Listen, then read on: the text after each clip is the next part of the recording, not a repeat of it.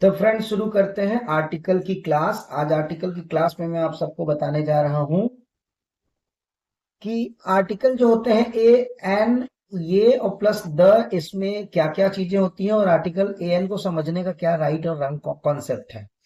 So dear student, सबसे पहले तो मैं आपको बताऊंगा कि आर्टिकल के रॉन्ग कॉन्सेप्ट जो आजकल लोग यूज करते हैं, जिसको केयर नहीं करते हैं, रॉन्ग कॉन्सेप्ट यह भी आप जानिए और इसका राइट कॉन्सेप्ट क्या है आप यह भी जानिए। ठीक है, देखिए राइट कॉन्सेप्ट भी आप जानिए। तो पहले रॉन्ग कॉन्सेप्ट को आप समझ लीजिए कि क्या आपको नहीं करना है, जैसा कि जनरली स्टूडेंट मिस्टेक करता है।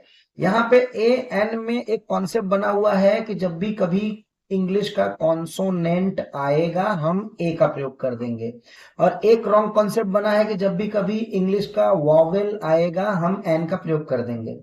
इंग्लिश के वॉवेल 5 होते हैं, ये आपको पता है, ए ई आई ओ यू, और इंग्लिश के कॉन्सोनेंट 21 होते हैं।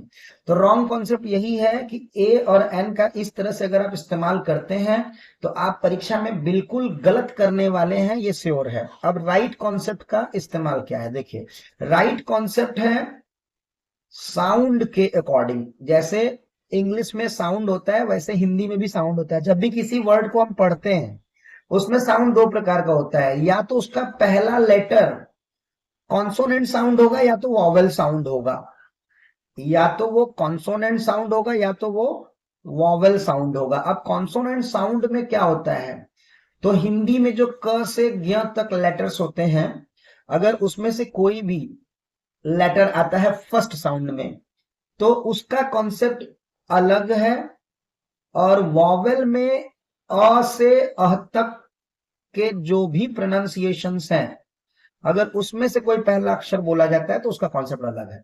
कहने का मतलब यह है कि कॉन्सोनेंट साउंड क से ज्ञ तक होता है और ऐसे अगर स्टार्ट होगा तो उसमें ए का प्रयोग करेंगे, और वावेल साउंड अ से अह तक होता है उसमें एन का प्रयोग करेंगे।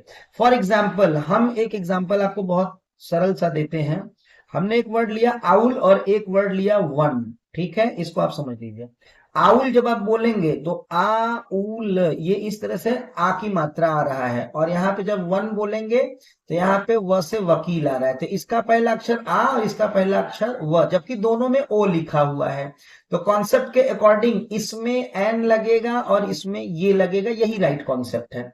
अब आइए कुछ प्रैक्टिस आपको कराते हैं।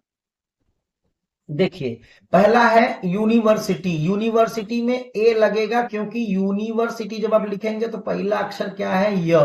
ठीक है, ये क से ज्ञ में आता है, क से ज्ञ में आने के कारण इसमें ए लगेगा। अब दूसरा है अम्ब्रेला, इसका भी फर्स्ट लेटर यू है लेकिन प्रोनाउंसिएशन इसका देखिए अम्ब्रेला अ है, तो इसमें एन लगेगा। इसी प्रकार से सारे क्वेश्चंस आप कर सकते हैं। जैसे वन में ए लगा, आउल में एन लगा, फिर वन आया, वन आई मैन तो ए लगा, यूरोपियन में ए लगा, देखो यूरोपियन ऐसे है, यूरोपियन, तो यह पहला अक्षर आया।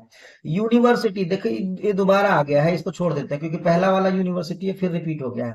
ऑनेस्ट मैन में एन लगेगा क्योंकि जब आप ऑनेस्ट मैन लिखते हैं तो पहला अक्षर आ रहा है। आवर, देखिए नीचे वाला एग्जांपल है आवर, ठीक है, आवर, इसमें भी आपको एन लगाना है। इसके अलावा इधर कुछ फुल फॉर्म्स है, तो फुल फॉर्म्स में आईएस है, आईएस में आप जानते होंगे एन लगेगा क्योंकि इसका पहला अक्षर है आई, तो आ आया है। आईपीएस में भी एन लगेगा, लेकिन सीएम जो वर्ड है इसमें ए लगेगा क्योंकि सी लिखा हुआ है। उसके बाद पीएम में भी ए लगेगा, एसडीएम में एन लगेगा और डीएम में ए लगेगा। एसडीएम में एन क्यों लगेगा, क्योंकि एस जब बोलेंगे तो पहला अक्षर ए से जो एडी होता है ना वो वाला आया हुआ है, तो इसलिए। और डीएम में डडलिया आया हुआ है। तो जब भी कभी कॉन्सेप्ट राइट क्या है, जब भी कभी क से ज्ञ जो लेटर होते हैं हिंदी के, अगर उनसे शब्द की शुरुआत होती है तो उसमें ए लगाइएगा, और जब अ से अह होता है तो उसमें एन लगाइएगा। This is the right concept. Okay dear student,